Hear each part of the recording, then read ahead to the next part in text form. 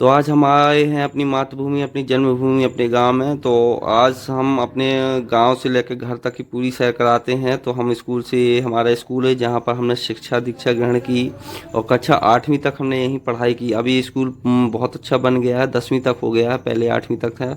तो आइए हम चलते हैं अपनी गाँव की तरफ और दिखाते हैं अपनी गांव को और अपने घर द्वार को, जहां हम रहे, जहां हम पले बढ़े। तो आज हम पूरा आपको अपनी सैर कराएंगे, तो बने रहिए लास्ट तक आप हमारे साथ। तो ये देखिए, गांव का प्राइमरी स्कूल बहुत अच्छा बन गया है। पहले यहाँ बाउंड्री नहीं थी, अब तो यहाँ पर बहुत अच्छा लगने लगा है। 10वीं तक स्कूल हो गया है ये। तो हम जैसे ही स्कूल से आगे बढ़े, हमने देखा है बहुत ही खूबसूरत प्राकृतिक नज़ारा। ये रामायण काल की ध्यान आ गई, जब रामायण में सीरियल में दिखाया गया था, जब भगवान राम ने 7 पेड़ों को छेदा था एक बाणों से, तो ऐसे ही कुछ नज़ारा था। तो बच्चे हमारे क्रिकेट खेलते हुए, इनसे मिलते हुए हम बढ़ चले गांव के आगे की तरफ। तो ये हमारे गांव के खेत खलिहान जाते समय हमारे यहाँ रणवीर भाई साहब से मुलाकात हुई और उनसे मुलाकात होने के बाद हम बढ़ चले अपने घर की तरफ। ये देखिए रणवीर भाई साहब। तो ये हम चले जा रहे हैं लगातार। ये हमारे यहाँ दोस्तों के कुछ मकान बने हुए हैं और ये देखिए यहाँ पर लोग खड़े हुए हैं। ये हमारे गांव के दद्दा कहलाते हैं यहाँ पर, सीताराम दद्दा। और इनके सुपुत्र हमारे बहुत अच्छे मित्र हैं। और ये हम फिर इनसे मिलते हुए आगे, ये चाचा खड़े हुए हैं, कुछ गांव के लोग। और अब हम दिखाते हैं अपनी हवेली, गांव की हवेली जो हमारी खड़ी हुई है। ये देखिए हमारा राजमहल। आइए आगे चलते हैं इसके अंदर और दिखाते हैं पूरी हवेली को। और ये देखिए हम अपनी गैलरी की तरफ से दिखा रहे हैं अपना घर। ये हमारी दादी का पोर्शन है, जहाँ हमारी दादी रहा करती थी। और ये चबूता, और ये देखिए बहुत बड़ी गैलरी है, जहाँ से हम अंदर एंटर हुए थे चैनल, वहाँ से हम अंदर के लिए प्रवेश करे थे। तो यहाँ से हम दिखा रहे हैं, ये हमारे छोटे दादाजी का मकान है। चूँकि वे बाहर शिफ्ट हो गए हैं, तो अभी इस मकान में ताला डला हुआ है।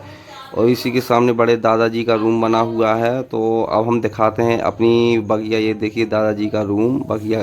तो ये बहुत ही खूबसूरत उद्यान आप देख रहे हैं, अभी ये चाचा जी ने बनाया हुआ है। क्योंकि गांव में चाचा जी, दादाजी और चाची रहती हैं, 3 लोग। हम लोग बाहर छतापुर में शहर में रहते हैं। तो ये उन्होंने अपने हिसाब से इसमें अमरूद और नींबू और शहद, बहुत ही खूबसूरत पेड़ लगाए हुए हैं। गर्मी के दिनों में यहाँ पर चाय भी पी सकते हैं।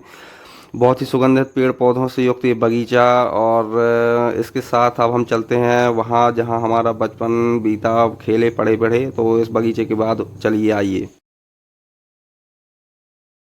तो ये हम अंदर गैलरी से एंटर हुए, जहाँ हम रहा करते थे, जहाँ मतलब हमें, तो ये देखिए बहुत बड़ी गैलरी। चाचा जी व्यवस्था करते हुए घर में, ये चूँकि अब हमें बाहर रहते हुए काफ़ी साल हो गया, तो ये घर में देखिए कितना सूना सूना लग रहा है। ये हमारा आंगन था, जहाँ मतलब हम लोग लेटा करते थे। तुलसी घरा, ये किचन, और ये जो कच्चा मकान दिख रहा है, जहाँ पलका टिका हुआ दिख रहा है, यहाँ पर हमारी रोटी वोटी बना करती, यहाँ सब लोग बैठकर सब खाया करते थे। क्योंकि बहुत बड़ा परिवार, संयुक्त परिवार था, तो मतलब बहुत अच्छा लगा करता था। एक किचन भी बन गई थी बाद में। ये हमारी बेदी माता, चूँकि हम बेदी हवन के लिए ही यहाँ आए थे, तो मैंने सोचा कि क्यों ना मतलब पूरा आप लोगों को बेदी हवन से अपने घर को परिचित करवाया जाए। तो ये है लेंटर हमारे, जहाँ बरामदा में। और ये है हमारी छत, जहाँ हम लोग सोया करते थे। और ये देखिए ऊपर से काफ़ी कुछ पुराना, मरम्मत नहीं होने के कारण, चूँकि अब घर में ऐसा दिख रहा है। ये हमारी अटारी है, जहाँ लेटा करते थे। और ये छत तो काफ़ी कुछ पुराना हो चुका है मकान, लेकिन आज भी रौनक है इस मकान में। तो हमने दिखाया अपना मकान, और हम बढ़ते हैं आगे की तरफ। क्योंकि इसी स्थान पर हवन होना है, तो बेदी माता के नीचे हवन कुंड बना हुआ है, तो उसको निकालते हुए पूर्ण तैयारियों के साथ। और ये देखिए हवन की घड़ी आ गई है, पूर्ण तैयारियों के साथ हवन की। बादलों के होने के बावजूद भी देखिए घनघोर बादल छाए हुए हैं, लेकिन तब भी पे हमारा वेदी हवन संपन्न हुआ। सालों से सुनसान होने के बावजूद भी ऐसा लग रहा था जैसे सभी देवतागण उतर कर धरती पे आ गए हों हवन के लिए। बहुत ही खूबसूरत लग रहा था।